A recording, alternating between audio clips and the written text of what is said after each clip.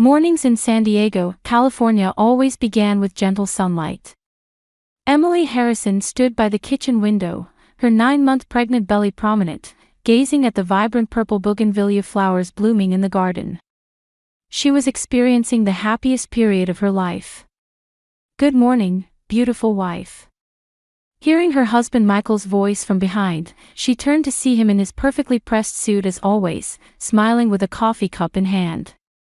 Michael was a talented engineer who held a management position at one of San Diego's leading IT companies.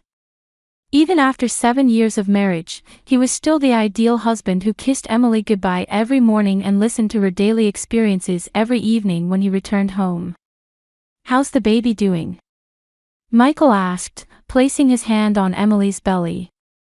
"Very active. There was lots of movement last night," Emily replied with a smile. "The baby always responds when your voice is heard." Michael's eyes shone with tenderness. "Because it's our miracle child." For both of them, this pregnancy was truly a miracle. They had begun fertility treatments in their 3rd year of marriage and had repeated cycles of disappointment and hope every month for 4 long years. Michael never blamed Emily when hormone treatments made her ill, continuing to support her without fail. They had tried in vitro fertilization several times, but all attempts had failed. When they decided to try artificial insemination as their last hope, Emily had almost given up. However, the news of pregnancy that finally came transformed their lives completely. Emily could never forget Michael's tears when they saw the 2 lines on the pregnancy test. That day, they held each other and cried, pledging their deep love for this small life. During the pregnancy, Michael's devotion amazed everyone around them. During the severe morning sickness period, he would leave work early to care for Emily, and once she entered her stable period, they would visit baby stores together every weekend to gather everything they needed. From assembling the crib to redecorating the room, he took the initiative in everything. "If labor starts today, call me immediately," Michael reminded her as always before leaving for work. "Even if I'm in a meeting, I'll definitely answer." "I know. But there's still a week until the due date," Emily replied with a laugh. After Michael left for work, Emily did some light prenatal yoga and checked the final preparations for the baby. The hospital bag was already prepared by the entrance, and the contact list for when labor began was posted on the refrigerator. Everything was perfectly prepared. In the afternoon, Emily's daily routine was to walk in the nearby park. She would sit on benches with friends who were also pregnant, sharing their anxieties and expectations about childbirth. Everyone envied what an ideal husband Michael was. "Emily is so fortunate. You don't find husbands like Michael very often." "That's right. Since they know we've been longing for a child for so long, he probably treasures her even more." Emily always felt filled with gratitude from the bottom of her heart when listening to such conversations. Because they had overcome the difficult period of fertility treatments together, they both understood the weight of this happiness. In the evening, when Michael returned home, they would sit close together on the sofa and discuss the final preparations for childbirth. The shortest route to the hospital, the maternity taxi phone number, the order for contacting Emily's parents, everything was perfectly planned. "I have a regular checkup first thing tomorrow morning," Emily said while checking her appointment book. "The doctor said the baby could be born any day now." "I see. Should I come with you?" "It's okay. Don't you have an important presentation tomorrow?" Michael thought for a moment before nodding. "That's right. But if anything happens, call me immediately." That night, they discussed baby names in bed. They had decided on Ethan for a boy and Sophia for a girl. Since they had chosen to keep the gender secret until birth, they would soon know which name would be used. "What kind of child do you think it will grow up to be?" Emily asked, resting her head on Michael's chest. "I hope it will be kind and caring like you," Michael replied, stroking her hair. "And it would be wonderful if the baby grows to love science like me." Emily smiled. Everything was perfect. A loving husband, the long-awaited baby, a warm home. She had never felt such happiness in her life. Tomorrow's checkup would confirm that birth was indeed approaching. The two fell asleep peacefully while talking about the new chapter of life that would begin the next day. At the next morning's regular checkup, Emily's attending physician, Dr. Rodriguez, smiled while looking at the ultrasound images. The baby is in excellent condition. The cervix is beginning to dilate gradually. There's a high possibility that labor will begin today or tomorrow. Emily's heart raced. The time was finally coming. In the car driving home from the clinic, she called Michael. "Honey, the doctor said the baby could be born any day now. Good luck with your presentation today." "Thank you. I should be finished by this afternoon, so don't overexert yourself until then. If anything happens, call me immediately." Around 2 p.m., while Emily was preparing a light lunch in the kitchen, she felt mild pain in her lower abdomen. At first she thought it was false labor, but the pain gradually became regular and stronger. Looking at the clock, the pains were coming at approximately 10-minute intervals. Emily took deep breaths and tried the relaxation techniques she had learned during pregnancy. However, 30 minutes later, the pain intervals had shortened to 7 minutes. This was definitely real labor. She frantically called Michael, but he didn't answer as he was in the middle of his presentation. Emily left a message on his voicemail. "Michael, I think labor has started. I'm heading to the hospital first, so come as soon as you get this message." She explained the situation to her neighbor, Sarah Johnson, and arranged for her to drive to the hospital. Sarah was an experienced mother who had raised 3 children and had looked after Emily throughout her pregnancy. "It's okay, Emily. First births take time. Michael will be there soon," Sarah encouraged her while driving. When they arrived at the maternity ward of San Diego General Hospital, Nurse Nancy welcomed them warmly. Nancy was an experienced midwife who had guided Emily in the prenatal classes. "Emily, good job. How frequent are the contractions?" "They're now 5 minutes apart," Emily replied while enduring the pain.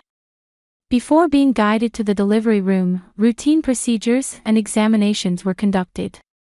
The cervical dilation, the baby's heart rate, Emily's blood pressure, everything showed normal values. Things are progressing well. But it looks like it will still take some time. "Where's your husband?" "He's in the middle of a presentation and I can't reach him. But I think he'll be here soon." Around 4 p.m., Michael finally called. "Emily. Are you okay?"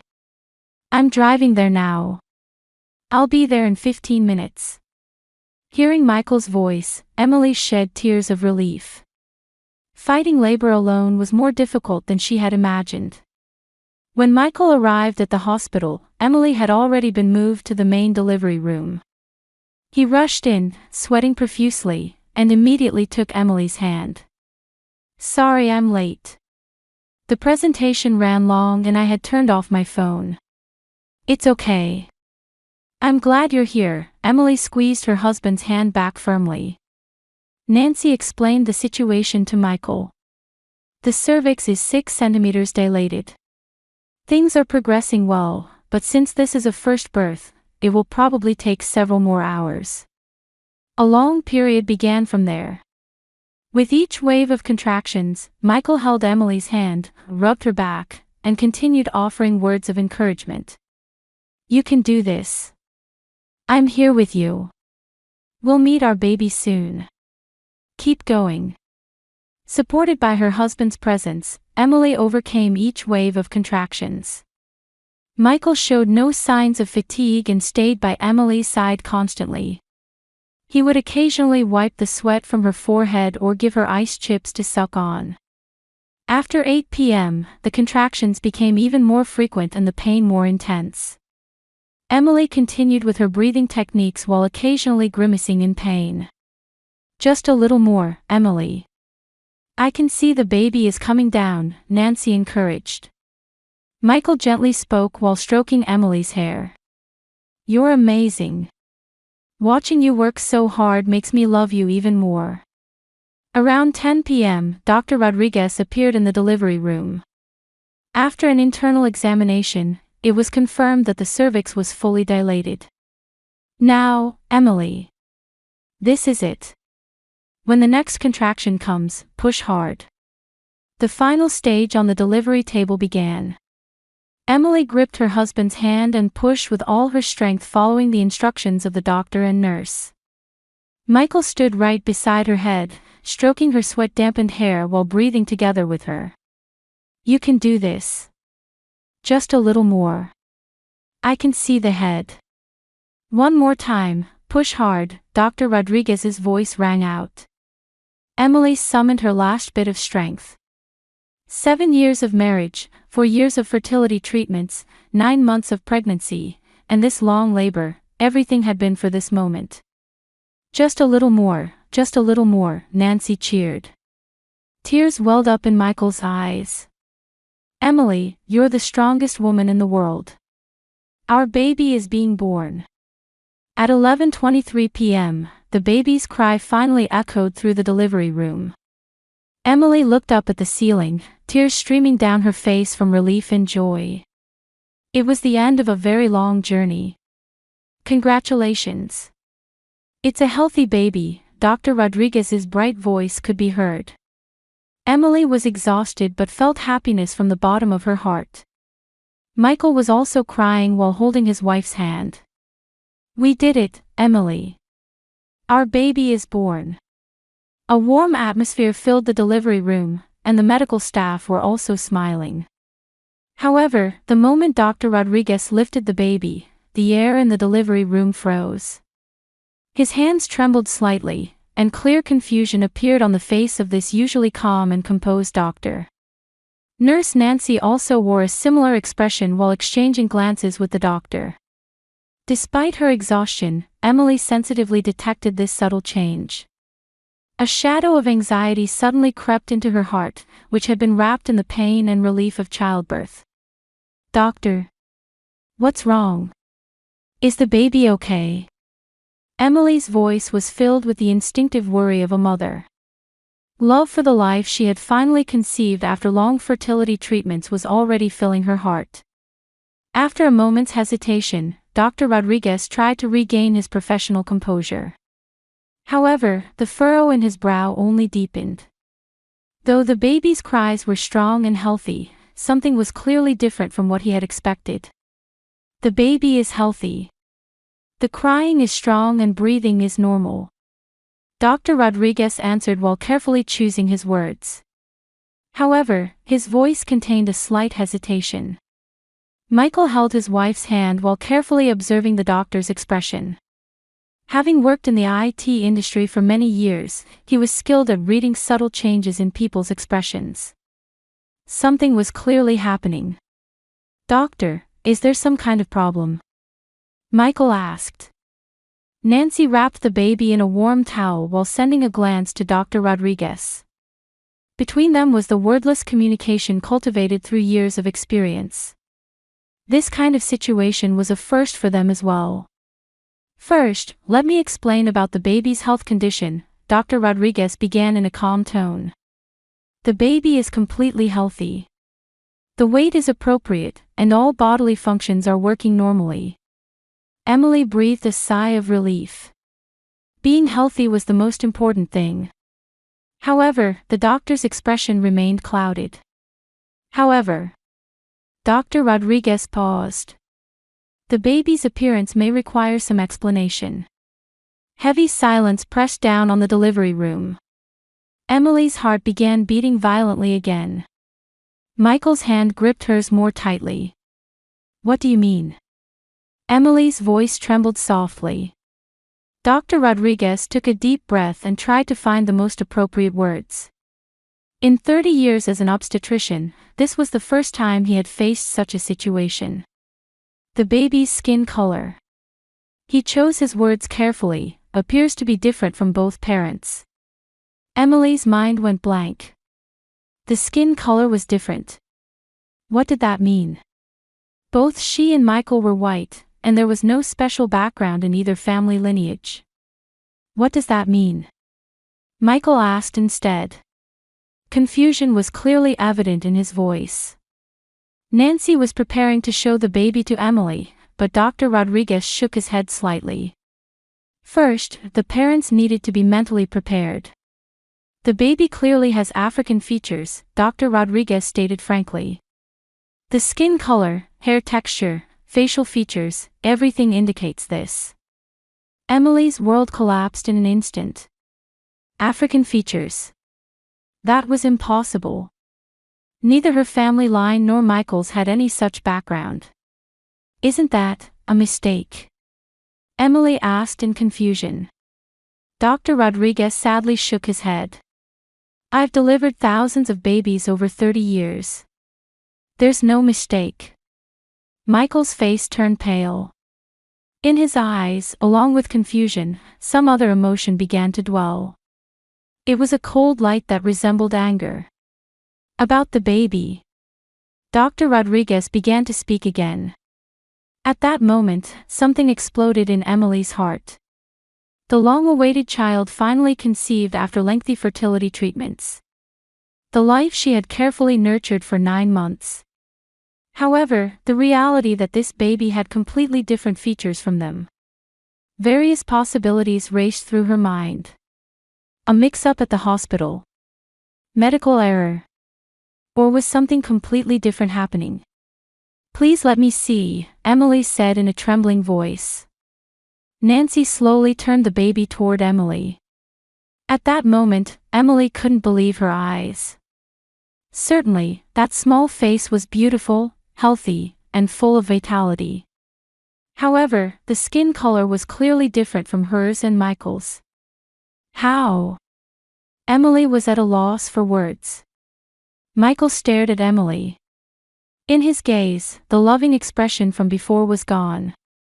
Instead, complex emotions of suspicion and disappointment were present. Emily, Michael's voice was low and cold. Could you explain this to me? Emily noticed Michael's change and felt new fear. She could tell her husband suspected her. However, she herself couldn't understand what was happening at all. I don't know either, Emily answered tearfully. I have no idea what's happening. After heavy silence, Dr. Rodriguez spoke again. In situations like this, we need to consider several possibilities. First, I recommend conducting a DNA test. Michael's expression became even more severe. He fully understood what the words DNA test implied. In other words, confirming the parent-child relationship, Michael stated calmly. Yes, Dr. Rodriguez nodded. Also, we need to consider the possibility that some problem occurred during the artificial insemination process. Emily's heart was wrapped in a whirlwind of confusion. A problem during the artificial insemination process. What did that mean? She had received treatment at a trusted clinic. All processes should have been strictly managed. I haven't done anything wrong, Emily desperately pleaded. Michael, please believe me. However, Michael's expression remained hard. The trust built over 7 years of marriage was violently shaking at this moment. The air in the delivery room was heavy, and the medical staff were also confused. There was no clear protocol for handling such a situation. Emily continued crying while looking at the baby. This small life had definitely grown in her body for 9 months. There was no doubt that she was the mother. However, she couldn't understand at all why this situation had occurred. About the baby. Just as Dr. Rodriguez was about to speak again, Emily's consciousness began to fade. Too much information, too great a shock, too complex emotions. Everything attacked her heart at once, and she could no longer process it all. Emily. Michael's voice seemed to come from far away. However, that voice no longer held its previous warmth. Rather, confusion and suspicion were deeply reflected in it. Emily's vision began to blur. The lights on the delivery room ceiling gradually grew darker. The last thing she saw was a strange expression that appeared on her husband Michael's face for just an instant. It wasn't confusion or sadness. Perhaps it was a faint smile. However, Emily couldn't understand why he would smile in such a situation. Emily. As the medical staff's voices echoed, Emily's consciousness completely sank into darkness. The long fatigue of childbirth and the overwhelming mental shock had finally taken her consciousness. Emily regained consciousness on a hospital bed. The white ceiling and smell of disinfectant announced reality. Looking around with a hazy head, Michael was sitting in a chair by the window with his arms crossed and a stern expression. The shocking events right after childbirth had not been a nightmare. "You're awake," Nurse Nancy said gently. "The baby is doing well in the nursery. Don't worry." Emily tried to sit up but couldn't find strength in her body. The mental shock was delaying her physical recovery. "Please let me see the baby," Emily said weakly. Nancy showed a troubled expression and looked toward Michael. Michael stood up and approached the bedside. However, his face no longer held its previous warmth. "Emily, let's talk first." Michael's voice was cold and businesslike. "Tell me honestly what happened." "I don't know either," Emily answered tearfully. "I really don't know. Why did this happen?" Michael's eyes sharpened. "After being married for 7 years and me trusting you, how could you betray me like this?" "Betrayal?" Emily was confused. "I haven't done anything." "Then explain it to me." Michael raised his voice. "How does our child have African features? During fertility treatment, you had relations with another man, didn't you?" Emily's heart was deeply wounded. She never thought she would be suspected like this by the husband she trusted most. "No. I've never had relations with anyone other than you." "Then how do you explain it?" Michael showed a cold smile. "Are you going to say a miracle happened?" At that moment, Dr. Rodriguez entered the room. In his hands were test result documents. "I have something to discuss with both of you," Dr. Rodriguez began with a serious expression. "Last night, we conducted an emergency DNA test." Emily's heart beat violently. These test results might clarify everything. "The results are as follows," Dr. Rodriguez explained carefully. "A definite parent-child relationship has been confirmed between Emily and the baby. The baby is undoubtedly Emily's child." Emily breathed a sigh of relief.